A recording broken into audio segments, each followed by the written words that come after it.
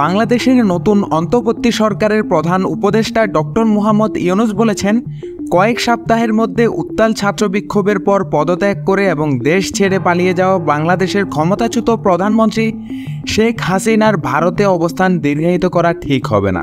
বুধবার ভারতীয় সংবাদ মাধ্যম এনডিটিভিকে দেওয়া এক সাক্ষাৎকারে ডক্টর ইউনূস এই কথা বলেছেন।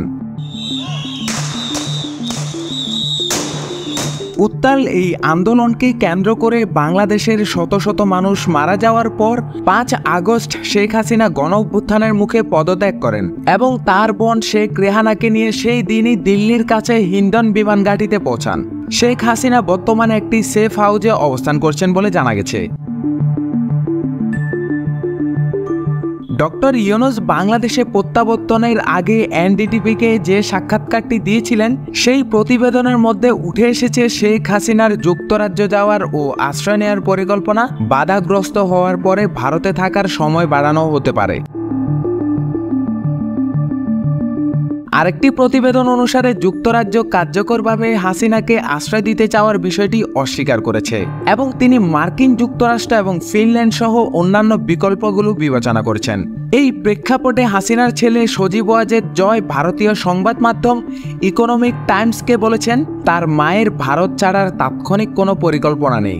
জয়ের মতে শেখ হাসিনার অন্য কোনো দেশে যাওয়ার বিষয়ে এখনই কোনো সিদ্ধান্ত নেওয়া হয়নি। ৮৪ বছর বয়সী ডক্টর মোহাম্মদ ইউনূসকে প্রধান করে মোট ১৭ সদস্যের অন্তর্বর্তীকালীন সরকার বৃহস্পতিবার ৮ আগস্ট বঙ্গভবনে শপথ নিয়েছে। এর আগে বাংলাদেশের একমাত্র নোবেল বিজয়ী এবং হাসিনার কঠোর সমালোচক ইউনূসকে আন্দোলনকারী শিক্ষার্থীরা প্রধান উপদেষ্টা হিসেবে সুপারিশ করেন।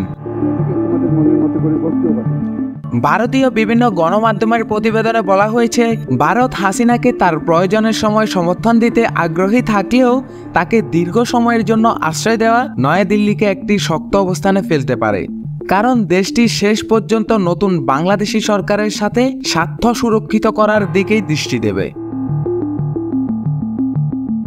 বাংলাদেশের অন্তর্বর্তীকালীন সরকার শপথ নেওয়ার পর এখন পরবর্তী ধাপ হবে বাংলাদেশের নতুন নির্বাচন আয়োজন করা। ভারতের প্রধান উদ্বেগ হলো ঢাকায় হাসিনার বিরোধীরা নয়াদিল্লির উদ্দেশ্য নিয়ে প্রশ্ন তোলার জন্য ভারতের হাসিনার দীর্ঘমেয়াদী অবস্থানকে ব্যবহার করতে পারে।